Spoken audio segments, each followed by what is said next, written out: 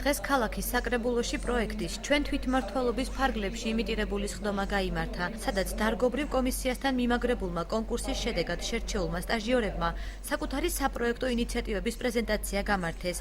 კონკურსში სულ 4 ჯგუფი ღებულობდა მონაწილეობას. აქედან ერთ-ერთი ხმათა უმრავლესობით უნდა აერჩიათ, თუმცა საკრებულოს წევრთა ხმები ორად გაიყო, ამიტომ 2 გამარჯვებული გამოვლინდა.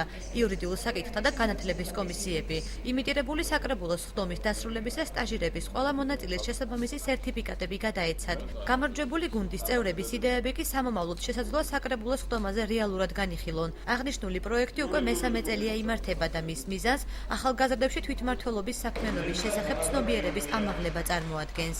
ასეთი ტიპის ტრენინგები, ასეთი ტიპის გამოცდილების გაზიარება მათთვის ძალიან მნიშვნელოვანია. დღევანდელმა დღემაც აჩვენა, რომ იმიტირებული სხდომა ძალიან საინტერესო წარმოშობა პირველ პროექტთან დაკავშირებით, რომელიც ნურიგელის ტბას ეხებოდა, შემიძლია ჩავთვალო, რომ ეს პროექტი ყურადღებას მისაქცევია და ამაზე ქალაქის მესვეურება ჩვენ ყველამ ერთად უნდა ვიფიქროთ. პროგრამები, რომელიც დაიწერა, იყო ჩართული როგორც კომისიის თავმჯდომარეები საკრებულოს, ასევე ჩვენც ვეხმარებოდით ამ პროგრამების ტექნიკურ გაწერაში.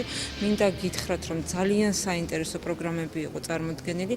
პროგრამები უკვე დაწერილია, ეს პროგრამები საკრებულოს აქვთ ხელს და არის ძალიან დიდი ალბათობა იმისა, რომ მომავალი წლის ბიუჯეტში ჩაიდოს ეს პროგრამები და განხორციელდეს. დღეს ჩატარდა იმიტირებული საკრებულოს სხდომა, მაშინ მონაწილეობდა სულ 5-ვე კომისიის წარმომადგენლები.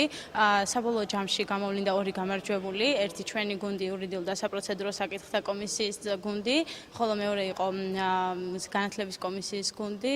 ძალიან მნიშვნელოვანია ჩვენთვის ეს გამარჯვება. იმდენად, რამდენადაც მართლაც დიდი ძალისხმევა ჩავდეთ ამ პროექტების შექმნაში და დიდი მადლობა საკრებულოს და არასამთავრობო ორგანიზაცია პროგრესი.